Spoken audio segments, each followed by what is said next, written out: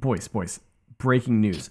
The Blues from northwestern England were docked a record-breaking 10 points for breaking the Premier League's financial sustainability rules. Bro, did they finally start getting Man City? No. It's not City. Wait, then who? This is Red Card Radio.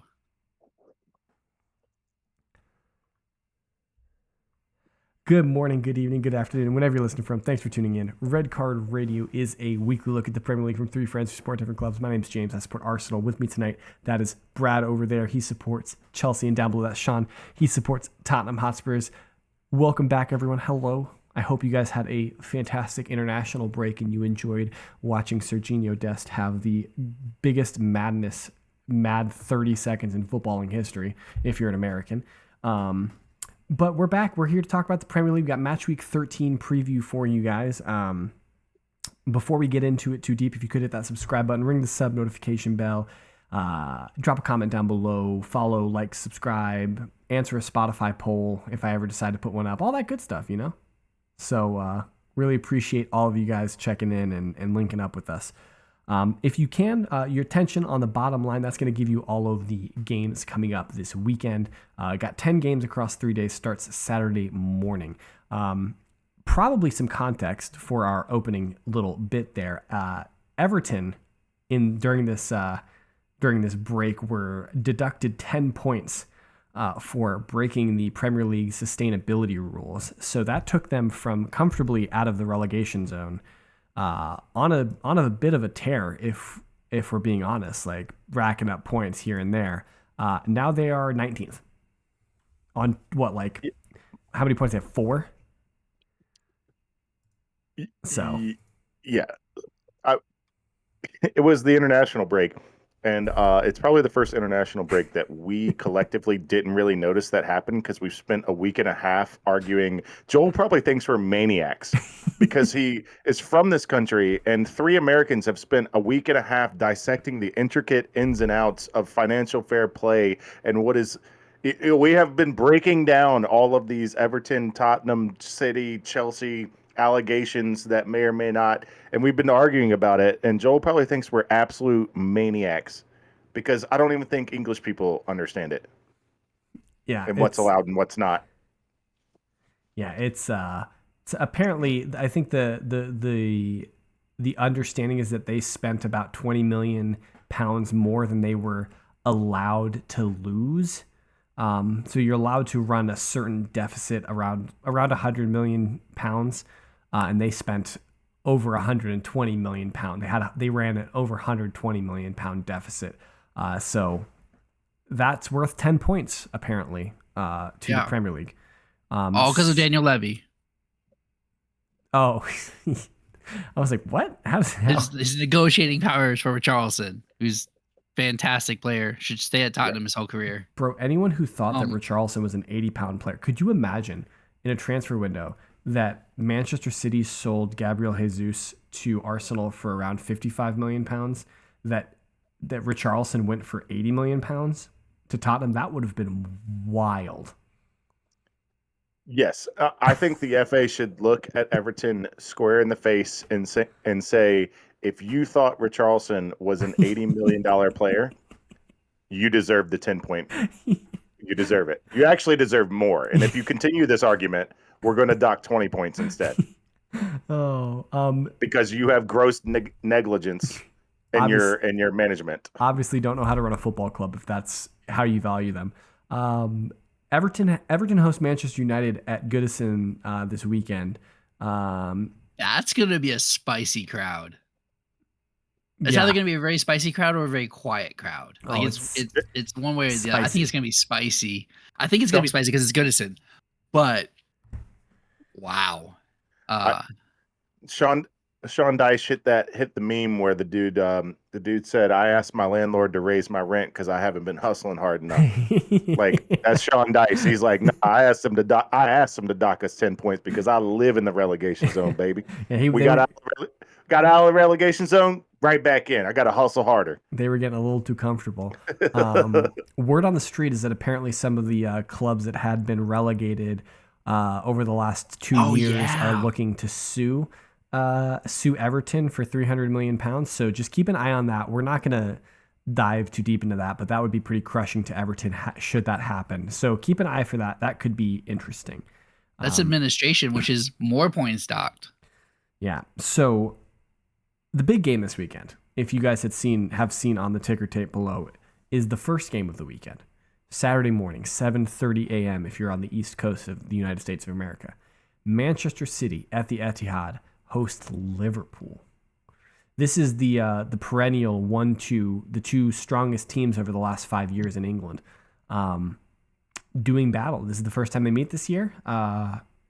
It's first and second, a clash of first and second in the Premier League table. This is a spicy one. It's got all the markings to be a huge game in the Premier League.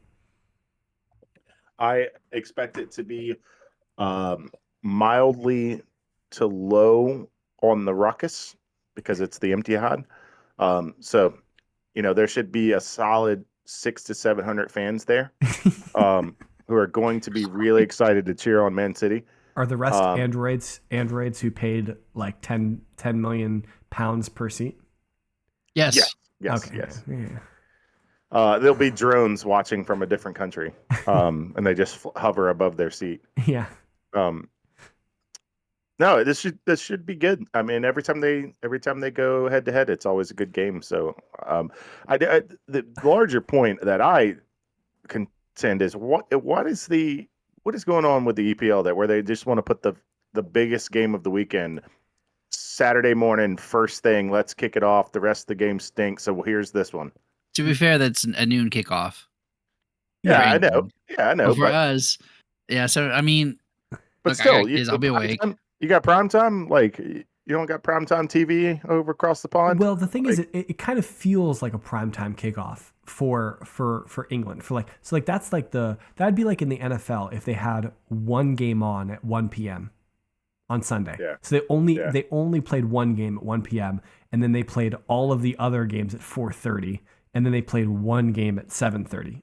Kind of like with Sunday Night Football, and then one game on Monday. Like that's kind of what the 12:30 slot is in England. The 7:30 for us, that early morning game, is that it does stand out. So they want it to be a big match. Now the people who are most upset about it are the Liverpool supporters, because apparently over the last 4 years or something like that, Liverpool have been the most scheduled team by a country mile in that Saturday morning 12:30 kickoff after an international break. So Brad, you're saying cry me a river. I mean, it's Klopp complaining, and like if you're gonna be the marquee team, you gotta play the marquee games, right? Like this is a complaint I think almost all of our managers say after when we're in European football, that like Tuchel loved to complain about this, but at the same time, like get prepped, get ready to play. You got big enough squads. When they didn't play a lot of first game of the weekend after international break, when they had Enrique and Rafa Benitez, you want to or Rafa Benitez and Brendan Rodgers, like you want to go back to sucking? You want to go back to mid-table? Okay, Rafa won them something. He won the Champions League. Yeah, I was gonna say I thought he won the Champions League. All right, well, Rafa's not fair, but you want to go back to Brendan Rodgers? Like you want to go back to stinking? Kenny Dalglish second time, yeah. You want John Joe Shelby trotting out there on Saturday morning? I get what you guys are saying. Like don't hear me wrong, but it is a little questionable. It is a little questionable why Liverpool have been scheduled so much more frequently in that position than anyone else. I think there's a legitimate gripe there. A scheduling gripe there. I think it's a legitimate thing to bring up and be like, why are we always scheduled there? I don't think it's a legitimate gripe, because if you don't like it, don't be good. Okay. You know who doesn't get that call a lot? Brentford. Zero sympathy. Okay, well that's fine. Yeah, I'm sorry. Like Everton's not getting that call. Fulham's not getting that call.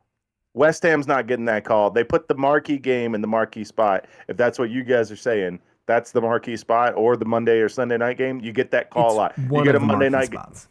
Yeah, you get it. You get that call a lot. All right. When you're good. Liverpool supporters, I'm on your side. These two are not.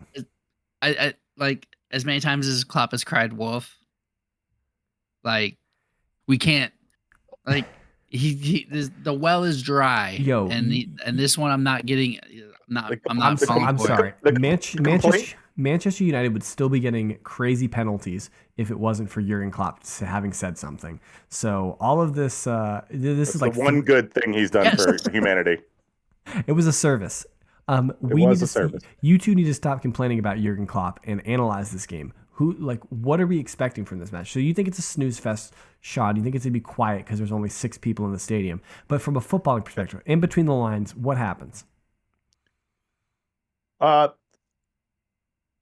See, I always like this matchup because of the gang and press, which they've altered over the years. It's not what it was when Klopp first arrived. It has had a resurgence recently with the midfield actually being able to do what Klopp wants him to do. Yep. So he's had to shy away from his patented style that he kind of molded, and he's had to shy away from it, and now he can kind of get back to it, which has been really a reason their resurgence in the table. With Sabalazai and McAllister, they're able to do the things that they want to do. But I think that midfield of Liverpool just overpowers the midfield of City because with the lack of De Bruyne and that having that one guy outlet where De Bruyne gets it, turns and makes the pass perfectly like he always does. You can get it to I don't know who's been playing it, Foden or Grealish, or if they've had a Silva. Silva can, like, I'm not saying but that's not his. It's that's a not his drop-off. natural. It's not his natural position either. Well, they've also transitioned to Alvarez as a 10, or as almost like a second striker too. So they changed it from that. So I think Liverpool will be able to overpower the midfield and put a lot of pressure on the back line of City, which is really good. They've got a really, really good back line. I don't think they have many injuries back there, right? It's still Ake, it's still Akanji, it's still Stones, Diaz. It's still Diaz, and then Walker on the no Stones, but Walker on the right. Like they still got Ake. Akanji plays on the left. I feel like Akanji's injured. I feel like Akanji's injured. Okay. I didn't know if they picked up any injuries. If he got injured, over the break because he played against Chelsea. Yeah. He didn't come off. No, well, maybe it's Aki. I don't know. They've still got a strong, really intelligent back line, so it's really hard to break them down because of that. So they'll get a lot of chances at it, I think. I think Liverpool's going to win this game. Really? If you put a gun to my head and I have to pick a winner, I think I'm picking Liverpool to win the game because I think Liverpool have addressed this summer the issue they've had for the last 2 years is that they didn't have a midfield, and now they have a midfield that's running. Now, the one, I guess, variable is like Darwin Nunez. Like, will Nunez score the ball, or will he just be crazy and miss a bunch of relatively easy shots? That's the wild card in this match. But I kind of agree with your assessment that I think Liverpool's midfield is going to be stronger than City's, and defenses are fairly evenly matched. I mean, obviously Haaland is Haaland, and Doku's been really effective for City. They've got a lot of attacking options. Alvarez is the 10. So, but I think something just says that City are not as good this year as they were in previous years.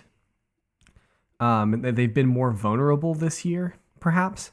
And I think this Liverpool team is better this year than it was last year. And so I think if you put a gun to my head, I'm picking Liverpool to win. I think it's a close game, but Brad, you scoffed at my prediction. Yeah. I mean, I think City wins. I'll say that first and foremost. I think we have a Verstappen problem with City. Like, I think we're just so used to them being so out of this world that, like, when they're not out of this world, they're all of a sudden, they're not playing that great. Because they're still scoring goals. They still have one of the best defenses in the league. Like, sure. I see what you're saying. I think that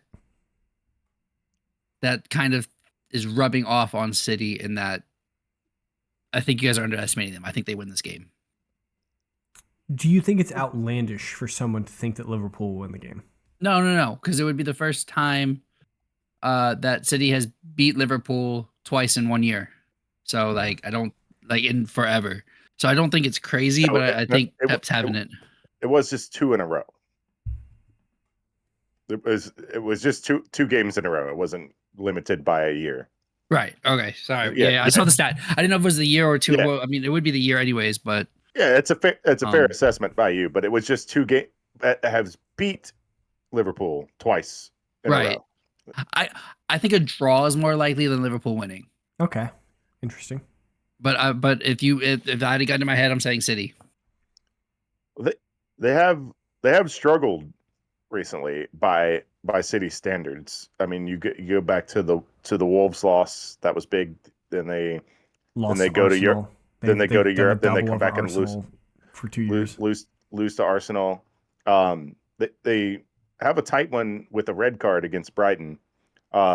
Absolutely lay the wood to United and Bournemouth, and then the clash 2 weeks ago with City to get a draw. So if you go their performance over the last 5, yeah. So did I say City? You said City. Yeah. Chelsea. Yeah, Chelsea.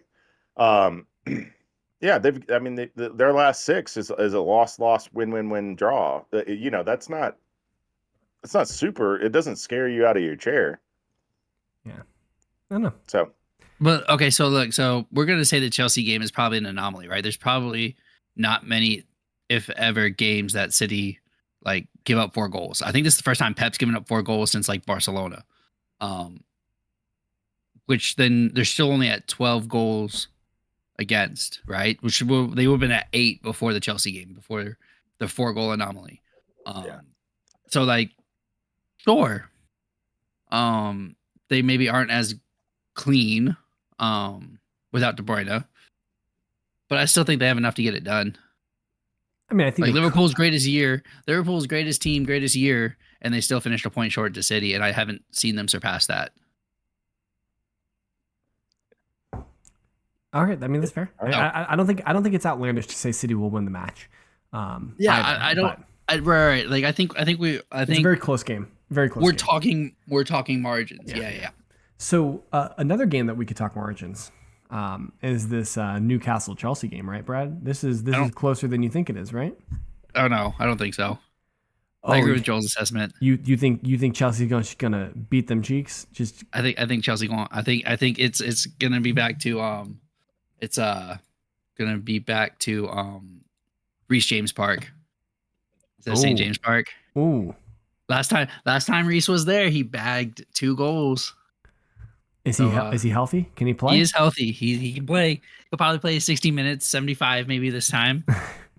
He sat out he sat out the international break to keep training and keep working on his hammy. So hopefully that's good news. He can play 75 minutes and still bang 2 goals.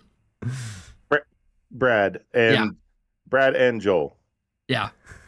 Are you closer to Newcastle's goal differential, or are you closer to Nottingham Forest? Don't pull it up. Oh, probably Forest, because again, we banged 4 goals, but we got banged for 4 goals. You are closer to, it's actually the same distance. You are the same distance from the goal differential in Nottingham Forest, which is -4.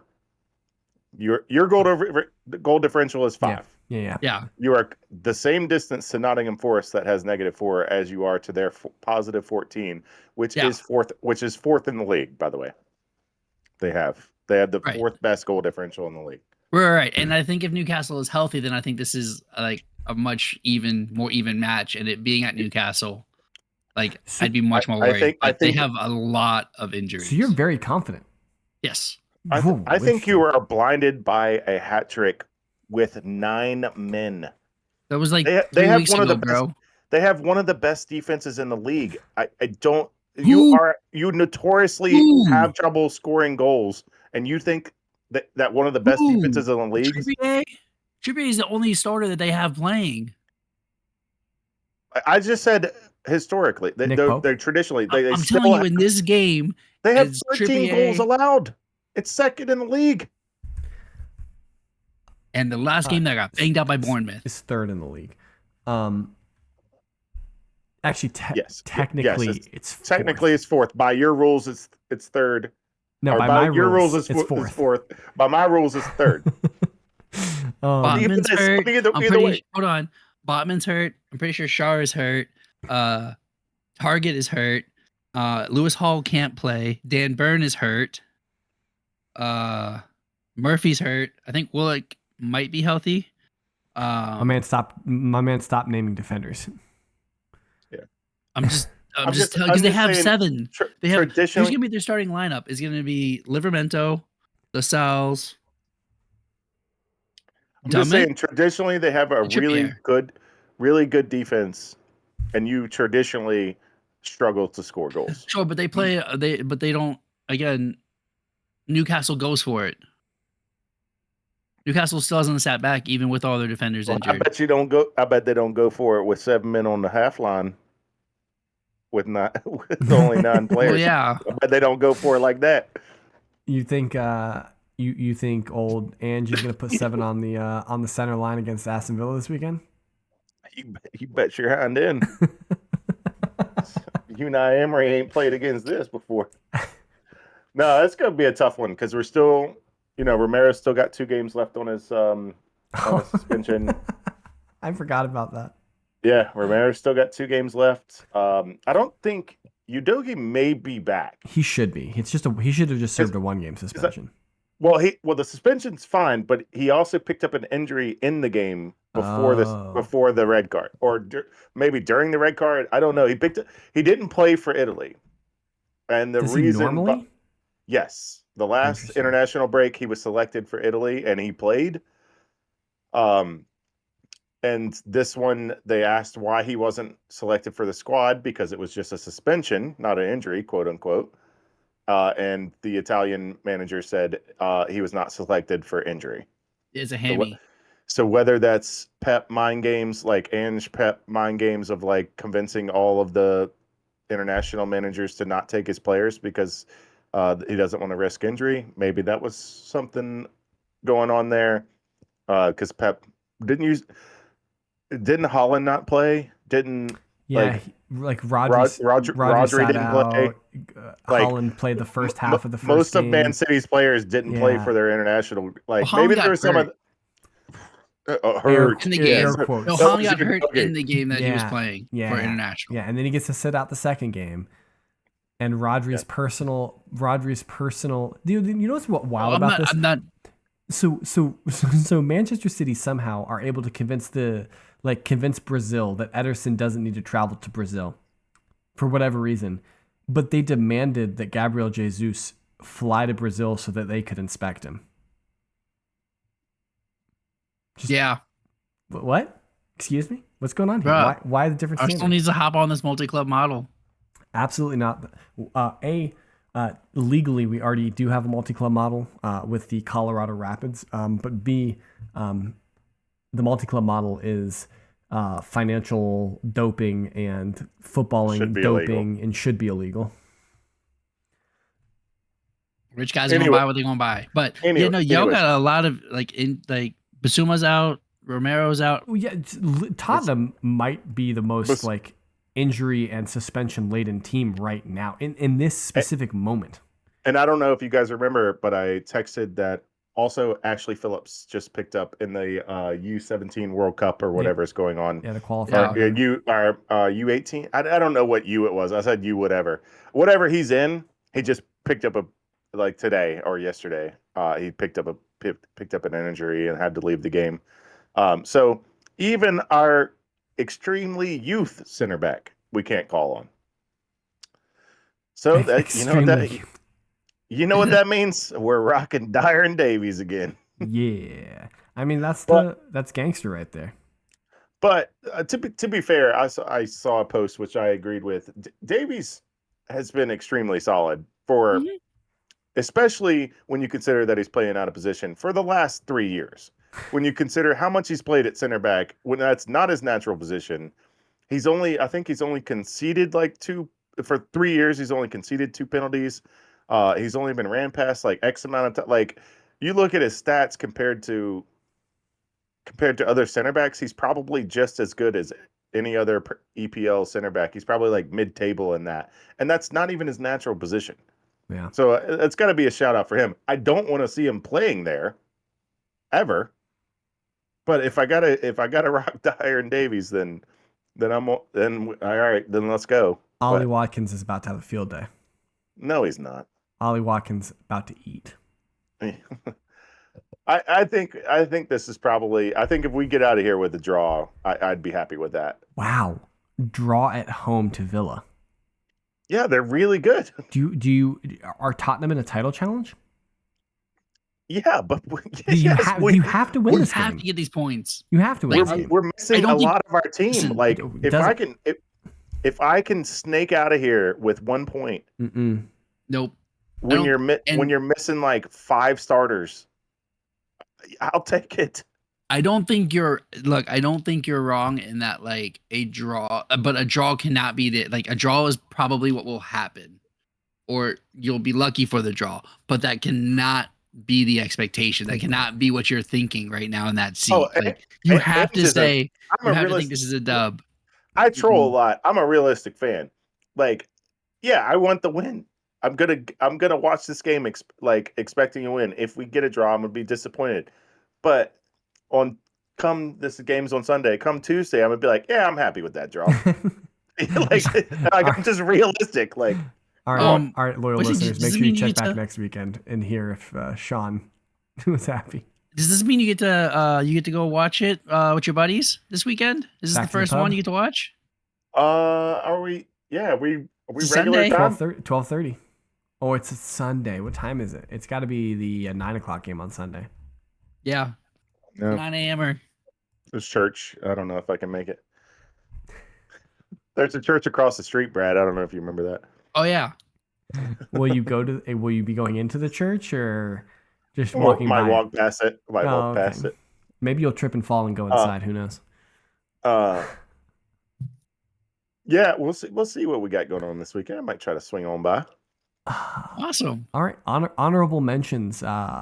Brentford host Arsenal. That's a good one. Normally, over the international breaks, we hear about Arsenal and Brentford playing a behind closed door friendly at London Colney. That did not happen this week for obvious reasons. But Arsenal and Brentford play a lot of behind closed doors friendlies between each other, and that obviously didn't happen this time. But that's honorable mentions to that one. And something here, can someone parse this on the Sheffield United Bournemouth match? Oh. What's going on here? Because that would be an absolute 21-pointer. Bro, it's only 3 points. What are you talking about? 21-pointer. This is ridiculous. This is silly. What are you talking about? No. That bit didn't play, boys. I think it was a good attempt, but I think we have to be authentic here. And I think that the Sean indignation at the 21-pointer, I think, is more authentic to this podcast. I mean, it is because we're up to the 21-pointer. This is the seventh matchup of the people in the the relegation zone. Let's do some quick. So I am for this 21-pointer. Quick maths. So it's Nottingham Forest and Sheffield United, right? No, and it was a draw. The last one that we had was a draw. It was supposed to be 18 points, but it was a draw. Bournemouth. Yes, Sheffield. And it was a draw. So should Sheffield win? They would be. Should Sheffield win, they would be on 26 points. That's a good place to be. Which would put them in the Champions League spot in fourth. If Manchester City and Liverpool draw and Bournemouth win, they go from 16th to 1st on 30 points. Wow. That's tasty. Okay, Bournemouth says sign me up. Let's go. Bournemouth is hungry for that. I need more relegation 21-pointers in my life, is what they're saying. Wait till the spring. Yes, this is relegation 60-pointer or something. Oh, all right. We'll cover all. There'll be Centurions just by winning one game. Yeah, that's it. That's all we have. Well, maybe not. If they're in a relegation 66-pointer, they probably won't get. They probably don't have 40 points already. So, all right, that's all we got.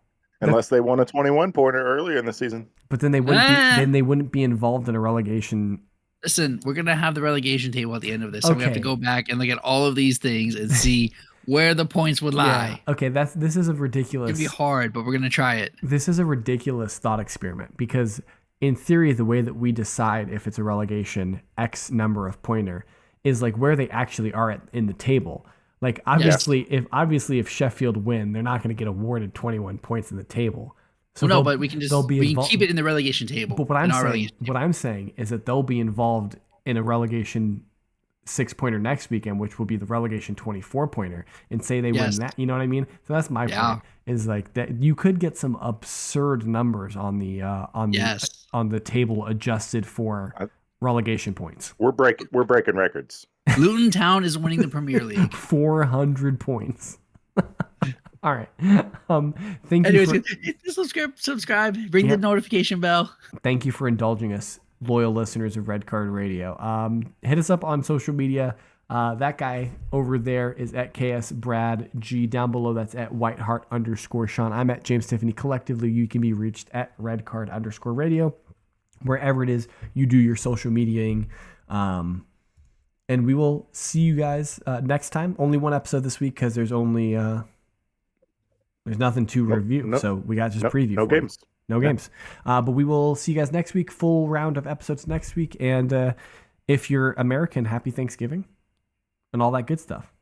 If not, well, it's unfortunate. You're wrong. But we will talk to you guys soon. Have a good one.